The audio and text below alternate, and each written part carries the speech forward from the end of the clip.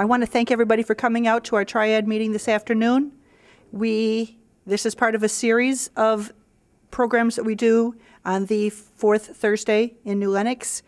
And this month, I'd like to introduce Michelle Vitera from Crisis Line of Will County to talk about some of the services and programs they have.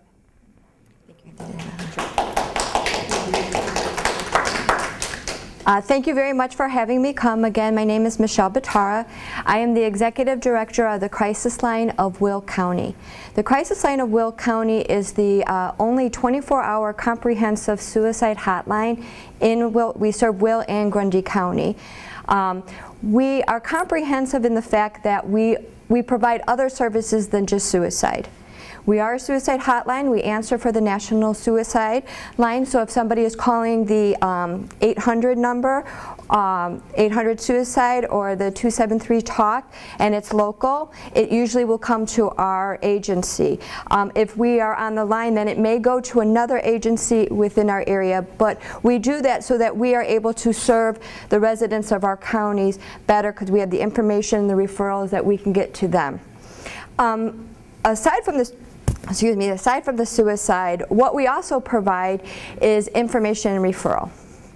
Information and referral can be, for most cases, social services. And for the elderly, if they're looking for information in regards to rental assistance, maybe mortgage help, food pantry, senior issues, and they really don't know where to go, we can provide them with information and referrals to agencies that may be able to provide those services that they are in need of. There are a lot of different agencies out there, and sometimes we don't always know which agencies provide the resources that is needed, and we, as a hotline, have all that information. So we're able to to suit them to the best and most appropriate agency based on the need that they need. If it's Meals on Wheels and they're not really sure, they may have heard about the program but not really sure who to contact, we can let them know. And it can be for just about anything. You know, it doesn't, I get a lot of times where people will call and they'll say, this isn't a crisis, but can I call you, or can I talk to you about something, or can I ask you? And the answer is yes, always. We are 24/7. There's always manned. Now our hotline is manned by volunteers from the community. So these are people who are out there, they live within our community, and they're trying to give back, and what they want to do, their goal is to serve. And so our volunteers go through a training class, and they take classroom training where they're taught about various issues that may be addressed, and then they're taught about the referrals so that they have an idea of where to send people. There is always somebody there. The other aspect of our hotline is over-the-phone counseling. We provide paraprofessional counseling. They're not, again, these are people from the community, these are not professional, but they are knowledgeable and experienced in mental health or many different topics. So if an individual is experiencing any kind of issue, it can be a very big crisis. Maybe there are things that are going within the family that are hard to handle, or overwhelming, or extremely stressful. An individual can call us and we can talk with them and we can figure out what best they need to do. And sometimes it's just a matter of being able to talk to somebody. Sometimes they don't really have anybody to talk to. They don't know where to turn. Maybe counseling on an everyday, every week basis, or so, they're not sure if that's something that is going to fit. So they try, they can call us, they can talk to us, they can kind of figure out what exactly they need to best suit their situation. We also get a lot of people who are just lonely, who really don't have anybody to talk with. Many times they may not have family in the area, or their family is working and they have a really busy life. And it's not that they don't want to, but sometimes time goes by so fast that it's hard for people to stay in contact like they should. So sometimes people are left not really having a lot of people to talk with. Some may be homebound, and so they don't get out there in society or in the public. They're not able to, like, you know, go to the library or go to social groups and stuff, and so they don't really have much contact. Well, they can call us, and we can talk with them. You know, we can listen, and if there are things that we might be able to provide, some resources, then we will do that. But along with that is another service that Crisis Line offers, and one of the reasons why I'm here is our reassurance program. And our reassurance program is for elderly, homebound, mentally ill individuals, really anybody who would like to be on our service. And what it is, it's a daily reassurance call. We call it the Sunshine Program. I have a little poster here that kind of talks about it. It is, we said, let us bring some sunshine. We also call it the Sunshine Program. So people might have heard it based on that, the Sunshine Program.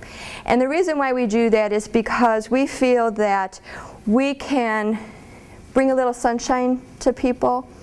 But the other aspect is that program brings a lot of sunshine to our operators, to our volunteers. It is really a wonderful program. It is, like I said, a daily call, and it could be several times within a day. It can be every day. It can be every other day. It can be once a week. It is whatever the individual needs. Sometimes it's just because they're lonely and they don't really have anybody to talk to, and so it's nice to know that somebody is calling to kind of check on them. The other thing is that we can remind them to take their medication. Sometimes we get somebody who is a little forgetful, or they're really busy and time goes by and they kind of tend to forget to take their medications. We can do those reminders. Being that we're 24/7, we can call them any time of the day. So if an individual needs to be reminded at 2 o'clock in the morning, I don't know if they want to call that early, we can call them because there's somebody there. Generally right now, I think our earliest call is like 6 in the morning, and our latest is at like about 10:15 at night. So throughout the day we are calling people, and it is a scheduled call, so it's always a call at the same time of the day. Roughly between, if it's, say they require a call to remind them to take their medication at 2, if it's not right at 2, it might be a little bit after 2. But we get them as close as we can, and then we'll call them up and we'll ask, how are you doing, and have you taken your medication? We will go to the extreme that if the person, we've called and then we find out they're still not really taking their medication, we will stay on the phone with them and say, while I'm on the phone, will you go get your medication? I'll sit on the phone and we'll wait to hear. We have a few of our Sunshiners that have pill boxes. So we will, make sure we'll remind them, get your pill box. We'll tell them what day it is, so they can tell on their box. Today is Thursday, and they'll look and say, oh yeah, I've taken it, or no, I haven't, and then we'll say, well, will you please take it while I'm on the phone? And then, at least we know. Again, it's just a reminder. Unfortunately, we're not right there, but it is a nice thing to be able to be there, because people do forget.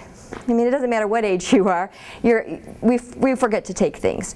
And so that is an added thing. Again, it can be for anything. We have a person, the one that we call the last part of the day, it's just kind of a reminder to kind of wrap up the day and it's time to go to bed. It's something that simple. It's something that she needs, but it's very simple, and we just talk. What also is nice about the program is that we kind of keep a log, and it's just more so that we can make sure that things are going okay. Because when we're doing that wellness check, we're also making sure everything is good. Are they eating? Have they eaten today? We'll even ask, what have you eaten? To make sure that things are going okay.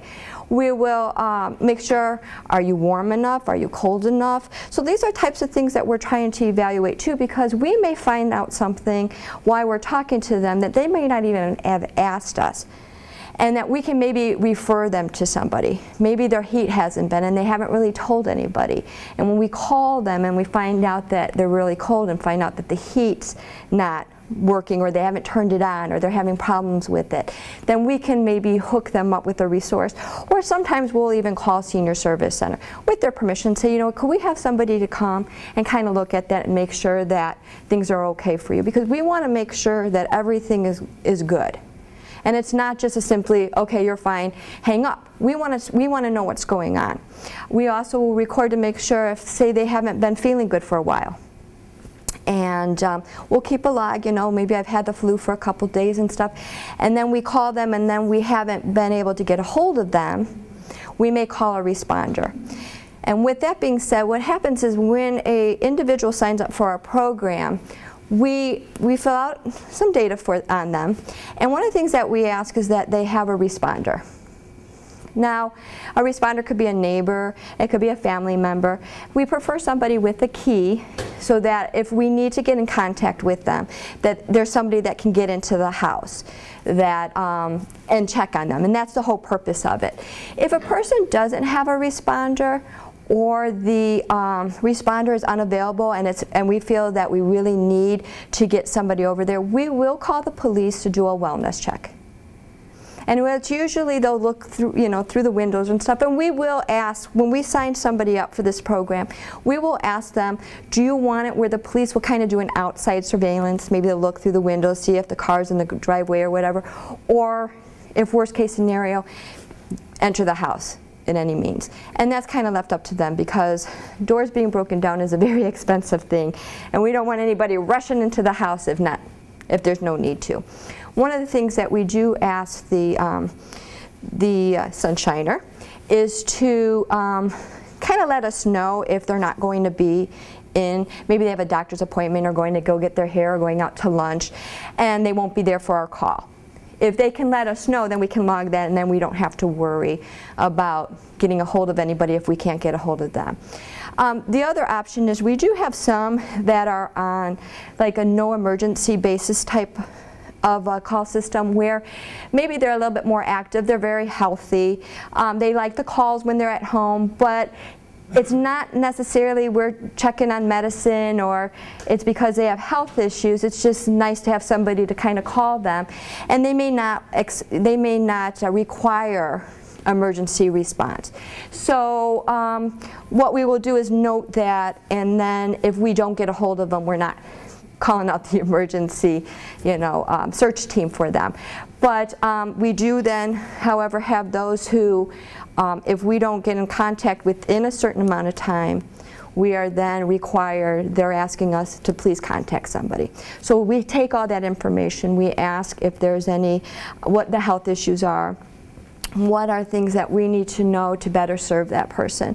Along with that, we'll ask what hobbies they like, things that they like to talk about, so that when we are calling them, we can talk about things. It's like I said, we tend not to want to have it a real short call. Sometimes that's what they're wanting, you know, I'm fine, good, thank you, and they hang up, and that's fine, you know, they're busy, that's good.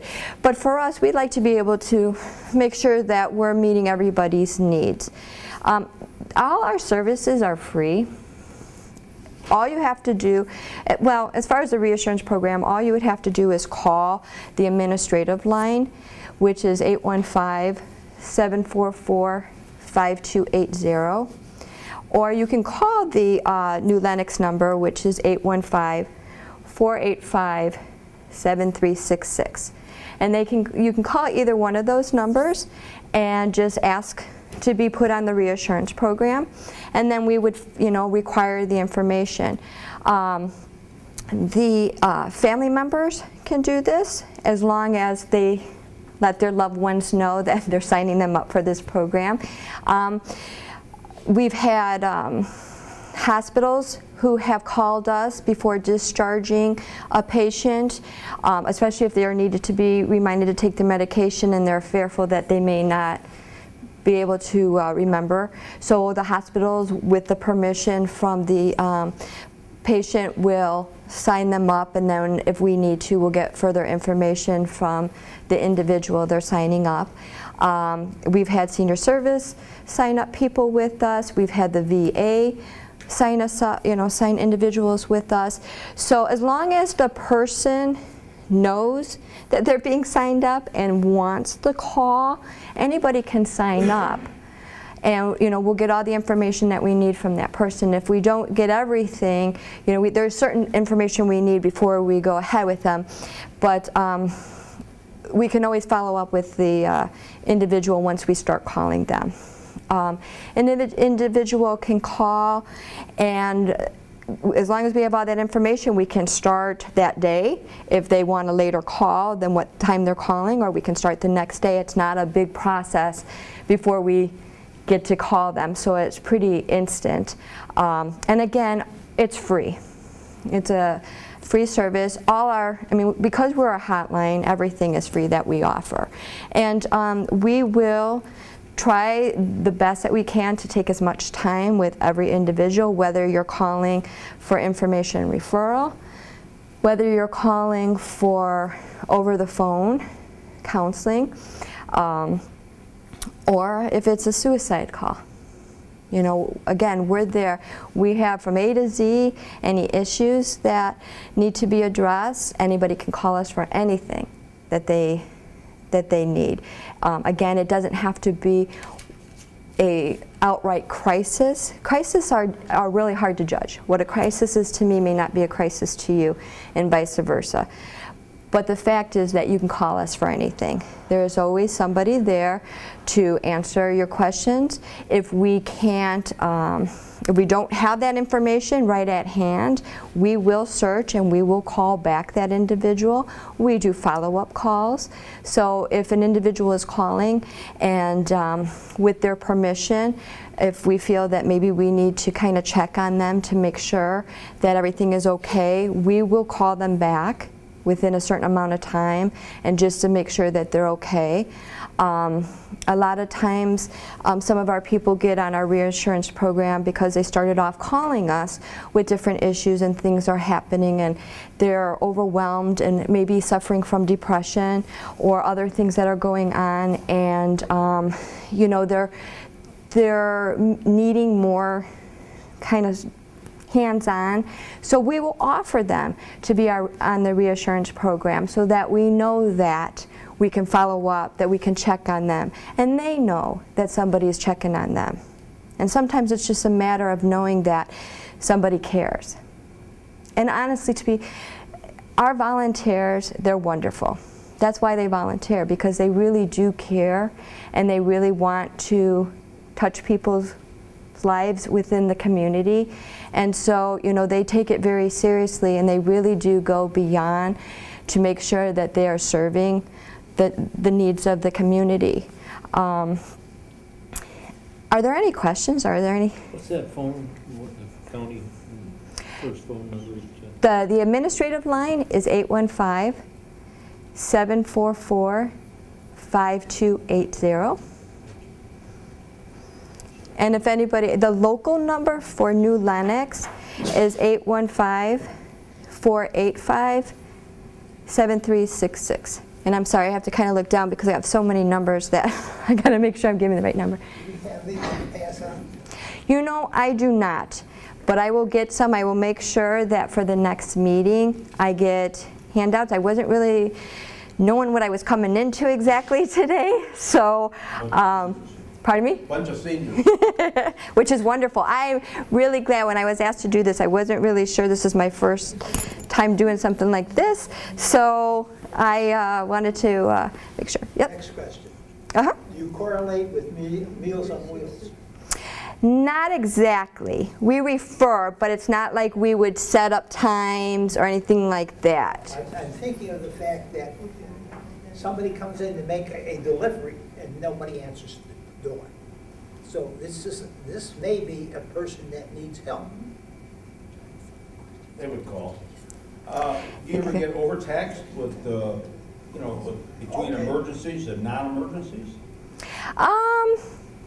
times when it gets where it does get busy, and one thing that I do want to say is there are times when the phone might ring longer. My suggestion and my hope is that that somebody would call back, because we do get calls that come in throughout the throughout the hours, and sometimes unfortunately 2 or 3 calls might come in at the same time, or we might be on a call and we have to put you on hold to answer. And part of the reassurance program too is sometimes when we call them and we want to talk at greater length, sometimes we do have to put them on hold just so that we can answer another call, because it is a hotline and there are things that are coming in, but we always get back. If we find that we may have to take a little bit more time with the call that is coming in, maybe it's a crisis such as a suicide call or something, what we will do is tell the Sunshiner that we will call them back. And that's what we can do with all our calls, is that we will call back if we find that there's more information that is needed. Thank you. You're welcome. Okay. Well, I thank you all for coming and for being here, and I hope that, sometimes it's not a service that you may need or use, but you may know somebody who may need it. So please, let those people know that we are here. And thank you for having me come. Thank you. Thank you. Thank you so much for coming out this month, Michelle, and really do appreciate you being here, and I know everybody appreciates that. And Michelle's still going to be here for some questions after we're finished taping. Thank you. Thank you. It is my true pleasure and honor to introduce my boss, Sheriff Paul Kopis, Sheriff of Will County.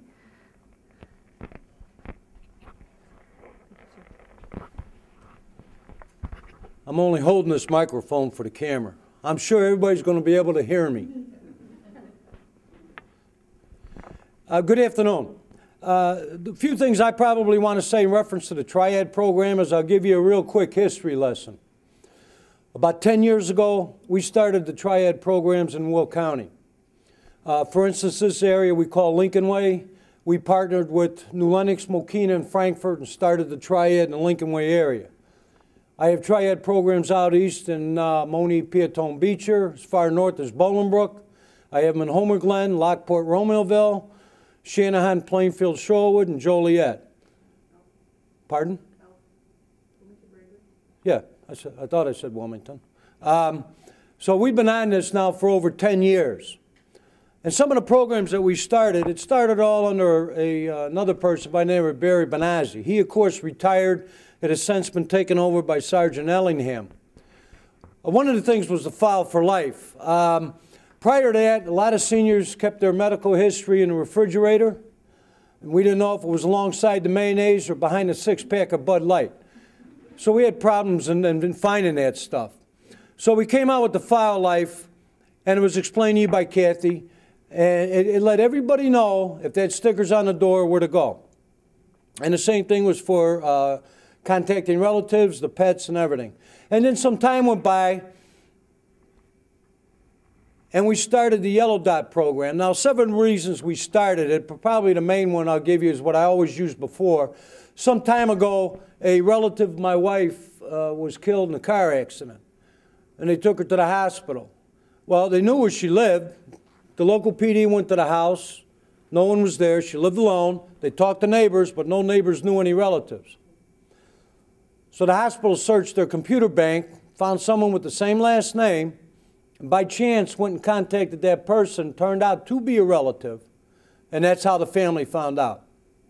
So that was one of the first instances that came up with the department. The second one was some time ago, I remember stopping a lady that went by me 3 or 4 times on East Cass Street, and it just didn't look right. So I took her down on a traffic stop.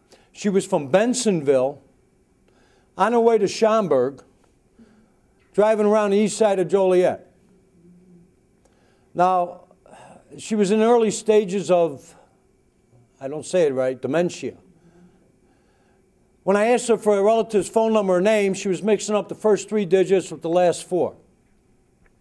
Had it not been for a notification on the leads machine to attempt to locate, I would not have been able to contact any relatives. So we came up with the idea with the yellow dot program that goes in the car. It was a takeoff of the file for life, that we would have the information in the vehicle, especially after an accident. And then some time went by, we started the cell phone program, where we were donating cell phones free of charge to the seniors, especially in the homes, senior assisted living, with only 911 on it. So they're not going to call their relatives in England unless they pay for that bill. But 911 was free. And that was a success program, especially in the senior homes where they really didn't want to take responsibility 24/7 for the phone. We would put the phones at the front desk so when they checked out, they could check out a telephone. And when it was brought back, then the personnel at the senior assisted living home would make sure it was charged and still in working order. So that was another program that we started. And then, of course, as time went on, we started to get into the computer programs. Now, everybody remembers 8, 9, 10 years ago when the computer scams started. And they were hitting a lot of seniors. I mean, I still get them at my work computer, not at home. I got more friends and relatives in Kenya and Nigeria than I got in Will County. And they all want to give me money. So we started the computer programs with the seniors, as to telling them what the scams look like and all that other stuff. And then as time went on again, we started having the seminars with them as far as what we call the roost burglaries. That's where the people come to your house and they give you the BS story about they just bought the house next door behind you, they're with the utility company, or they're going to be cutting trees down. And when one guy, usually, not stereotyping, usually talking Spanish on a cell phone, they take you to the back of the house while somebody else comes in the front, and then you notice the burglary 1, 2, 3, maybe a day later in the house. So we started warning them about that. If somebody comes to the house, you didn't invite them, shut the door. A couple years ago, I was on my lawnmower cutting my grass at my house, and I had 2 people stop in my driveway and started giving me the story about my driveway and the back of my property. And now I'm thinking to myself, I'm sitting on a lawnmower, do I look like one of them now? All right, now, I don't mean one of them meaning a bad thing. What I'm saying is, do I look like a victim here? So, in a nice, polite, forceful way, I told him to leave the property. He did. I took his plate, and I had somebody stop him and check him out. But that's still going on big time. What I'm trying to find out, and I have my investigators working on it, and maybe they should contact the other PDs, when these victims of the roost burglaries get interviewed, this is my personal opinion, I have nothing to base it on, I would like to know their travel habits or where they shop or where they go to find out if it corresponds with everybody, because these people have to be following them home to mark them as a target. I cannot believe that they just pick a name out of a phone book and say, let's go to that house and try it. So I'm trying to research that, because that's always made me wonder. Now, he could have picked me out because I was on a lawnmower when he drove by. And I'm still thinking, do I look like one of them? But I'm having that research. So, I mean, those are the things that we've been doing for the senior citizens. We go to the senior fairs that we started a long time ago, especially the one that's in Romeoville, still in Romeoville. I mean, that's an all-day affair where the seniors come. All county departments are there. You can talk about whether it's real estate taxes, circuit clerk's office, sheriff's department, the health department. There are vendors there for medical services that give you free testing. There's a whole gamut the whole day, including feeding you, because I know that's a big draw sometimes, with these senior fairs. And we have them out in Romeoville, and I think we used to have them out in Monee, but I don't know if they still occur out there. Do they? There's a similar one at Joliet Junior College, too. JC, yeah. I recall that one. Yeah. The last one was out in, Crest Hill. yeah. Crest Hill Rec Club, or whatever it is. School? Romeoville was the. Romeoville will be in October. Yeah. So those are the things that the Sheriff's Department is dedicated with the Triad program. You know, if something new comes up, of course, it's probably brought to Sergeant Ellingham's attention, and we try to address it. Anybody basically have any questions of me? Cool. Well, thank you. Thank you so much for coming out this afternoon, Sheriff. And entirely correct. Any con scams, frauds, stuff they're working on, they let me know so that I can keep letting everybody know. He's correct. We've got 11 different triad groups across the county meeting and constantly looking to meet with residential communities or senior homes, senior church groups, where do they meet, where do they eat, where do they gather? And I bring information about the cons, the scams, the frauds, the phones, the files, the dots. I am the walking, talking advertisement. I will talk about those things any place you give me the forum because I can see how this can change your life. I can see how this can save your life. And I'll bring you the materials I deliver. If I'm in your area, I will happily meet with groups and talk about it. I'm passionate about this. I thank you for coming. Our next program is the fourth Thursday in May. And gosh, I don't remember who's next month's speaker is. Ah, fantastic. Next month is a program regarding the financial exploitation of the elderly put on by the Illinois State Police. So we'll have that taped for later watching, but we'd love to have you in the audience to ask questions. And thank you so much for coming this month.